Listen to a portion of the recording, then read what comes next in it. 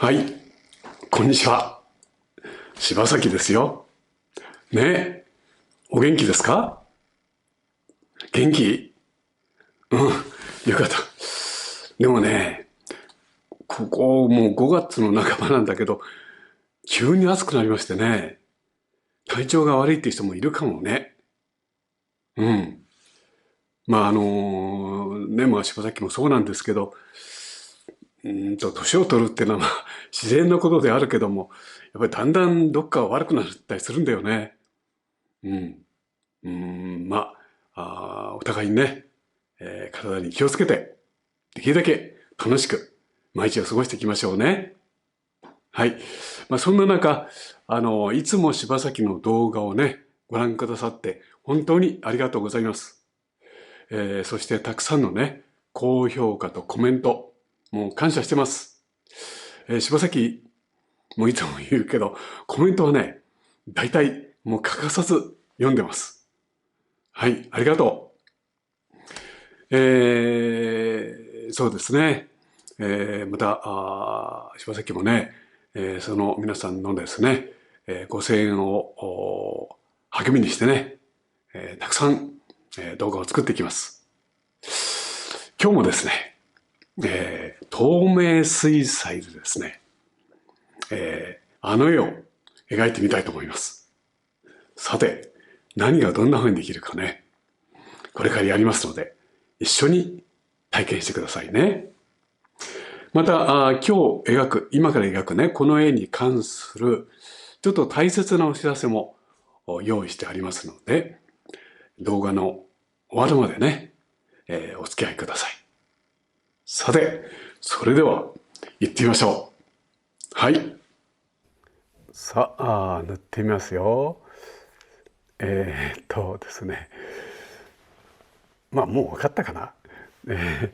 描いていく途中でね、でもその絵がねどんな風に展開していくか、柴崎もねいろいろイメージ広げながら、色を塗っていきますからね、あなたも一緒にね、水彩画としての面白みをね、体験してくださいね。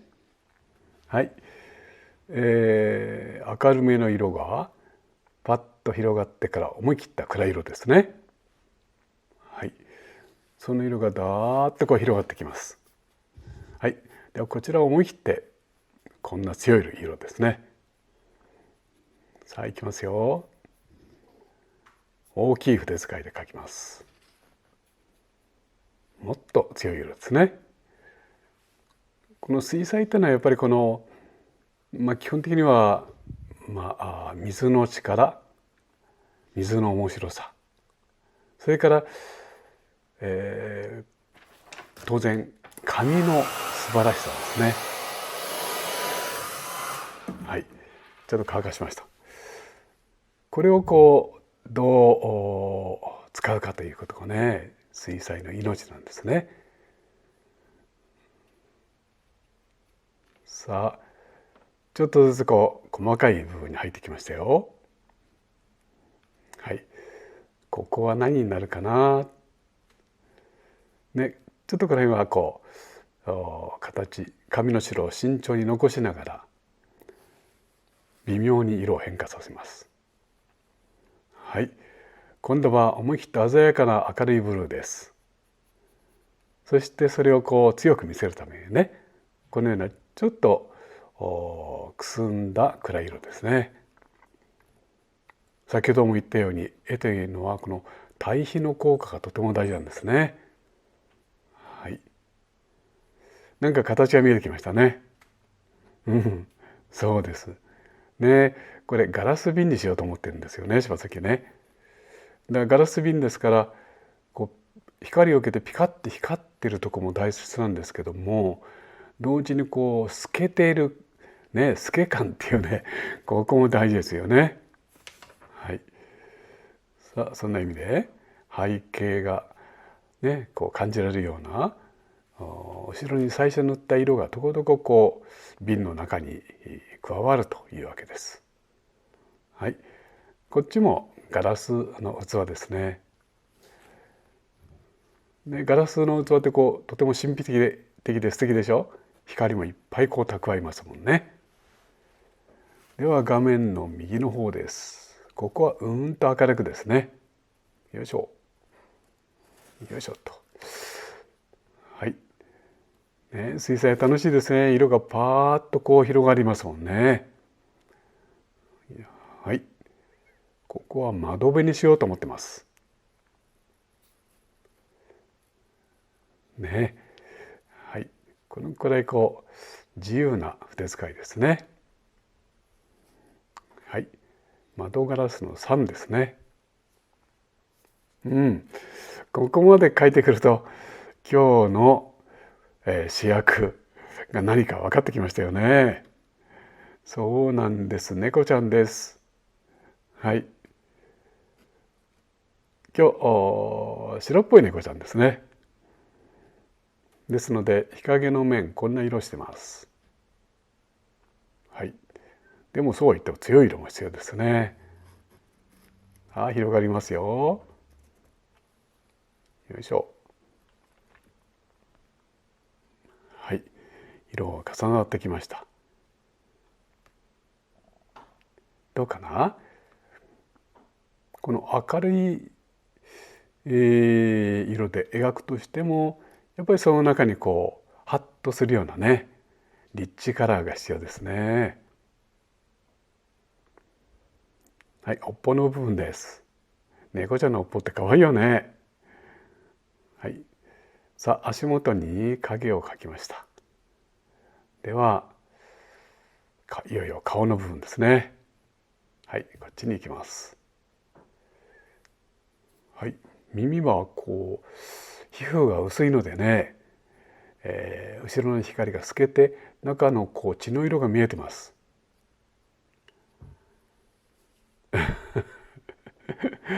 どうかな。ここら辺ちょっとね慎重に描きますね。はい。さあ今度は気分を変えてこの明るく残していた部分ですね。ここを表現していきましょう。はい。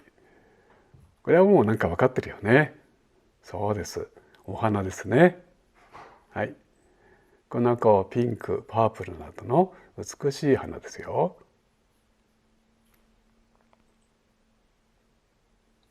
こんな具合だね。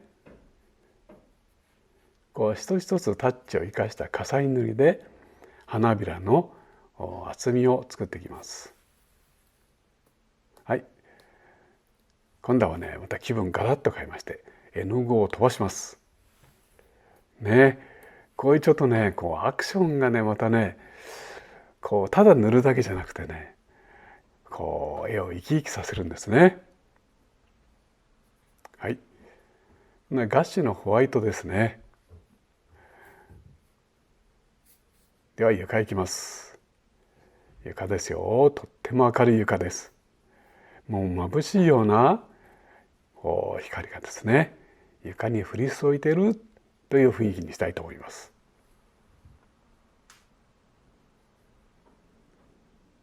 ね、本当にのびのびと大きな筆使い。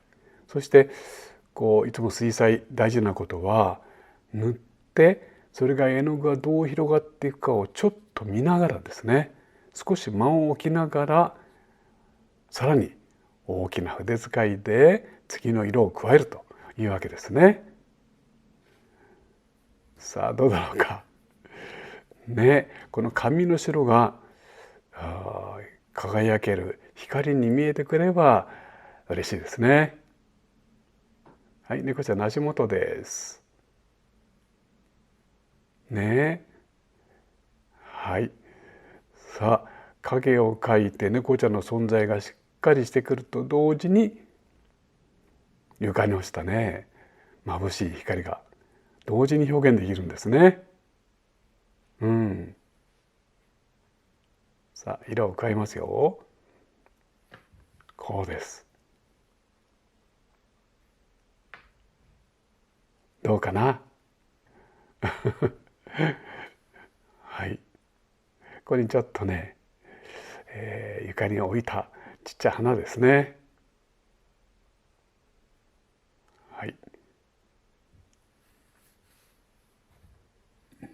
さあ、猫ちゃんのお顔に戻りましょう。ちょっとこうホワイトガッシュでひげですね。これ描くと本当に急に猫ちゃんになるから不思議だよね。はい。そして逆光で明るく輝く体毛です。これをね。うん。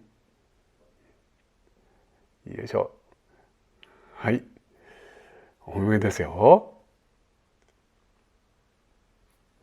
どうかな、こっちを見たかな。はい。ね、光も加えます。さあ、それではできましたので、柴咲のサインを書いて窓辺に佇む猫ちゃんですね。よいしょと。はい、これで出来上がりです。はい、書き上がりましたよ。ねえ、猫ちゃんでした。はい、どうだったかな。水彩画としても楽しんでもらえたら嬉しいですね。で、最初にちょっとお話ししましたけども、この絵に関するね、お知らせがあります。はい。ちょっと間違うといけないから読みますね。ですね、この絵はですね、展示されます。場所はどこかというとですね、東京日本橋の、高島屋本館6階、美術画廊、ウォールネクストという場所に展示されます。はい。まあ、ミニ個展ですね。はい。まあ、この絵と、あと何点かですね。期日はですね、6月の3日水曜日から、22日まで月曜日ですね。結構期間が長いんですよ。はい。まあ、ですからですね、ご興味あるあなたはですね、まあ、期間が長いですからね、慌てないでですね、ゆっくりおいでください。今回のこれですね、柴崎春道絵画展2026、タイトルはですね、猫、その神秘と安らぎの淡い、淡いにというタイトルでミニ個展を開催します。ですね、日本橋のね、高島屋本館っていうのはですね、もうその建物自身が素晴らしいんですよね。行かれた方はご存知かと思いますけども、まあ、いわゆる百貨店ですよね。百貨店としてはですね、日本で初めて重要文化財に指定された、もう建物そのものがすごいし、中に入ってみるとね、こう、なんていうか、吹き抜けになってましてね、もうその建物自身も、もうそれを見るだけでもね、それ自身がもう美術品みたいなもんですね。素晴らしいです。またこの日本橋ってのは、家康がね、江戸に幕府を構えた時に、最初に発展し始めた、まさにこう、江戸の町の原点にあたる場所なんですね。そういう意味でこう、たくさんの素晴らしい建物、それから昔からの老舗のいろいろなこう、文化、それも見ることも感じ取ることもできます。まあそんな意味でね、この柴崎のですね、展覧会、もう一回言いますね。6月の3日から22日までの間に行う、高島屋本館6階、美術画廊ウォールネクスト、ここにおけるですね、作品展示もちろん見てほしいんだけども、せっかくおいでになるんだったら、この高島屋のこの建物もですね、またこの周辺の文化もね、一緒に、エンジョイしてもらえると、なおいいんじゃないかと思います。はい。ね。まだお知らせがちょっとありまして、柴崎は月に1回、アートクレヨンを使ったクレヨン教室を開催しています。ついこの間ですけどね、やりました。はい。遠くからはですね、北海道からも参加してくれる方もありましたね。はい。もちろん、本当に鹿児島とかですね、もう本当に日本中とね、日本中から参加してくださるんですね。もう柴崎も感謝に絶えません。ありがとうございます。この間の書いたものはですね、横浜にあるですね、西洋館ですね。それのですね、バラのいっぱい咲いた風景をね、あの、アートクレヨンで描いたんですよ。はい。こんな風にですね、その時その時のに応じたテーマを柴崎が選びまして、一緒にアートクレヨンで絵描きます。ね、おいでになるあなたは手ぶらで来てください。もう画材式用意されて待ってます。そして柴崎と一緒にお絵描きして、記念写真撮って、ね、帰りましょう。はい。あともう一つ講座のお知らせですけども、柴崎が主催する、オンラインの水彩講座です。はい。これはですね、柴崎がこのカメラのこっちいてですね、モニターの向こうにいるあなたと、柴崎は、喋って語りかけるんですけど、あなたはチャットで、返信してくれてですね、もうタイムリーにやり取りしながら、水彩画を使ってのお勉強です。でもこれはですね、もちろん水彩画の勉強もしっかりするんですけども、と同時に絵を描くですね、基本的な考え方、そういうお勉強を重点的にやっていきます。はい。ぜひね、一緒にいかがですか？はい。さあ、ということで今回もお知らせも多くなりました。でも今日描いたこの絵は、高島でね、行う柴崎の、個展に出品するということでしたよ。はい。さあ、また次回ですね、違うテーマ、そして違う作品で柴崎はあなたとお会いしたいと思っています。ねえ、急に暑くなったりね、ちょっと気温の変動も激しいです。お互いに体に気をつけて過ごしましょう。はい。今回もね、最後まで見てくれて本当にありがとう。感謝してます。そしてまたすぐにお会いしましょうね。はい。どうもありがとう。はい。柴崎でした。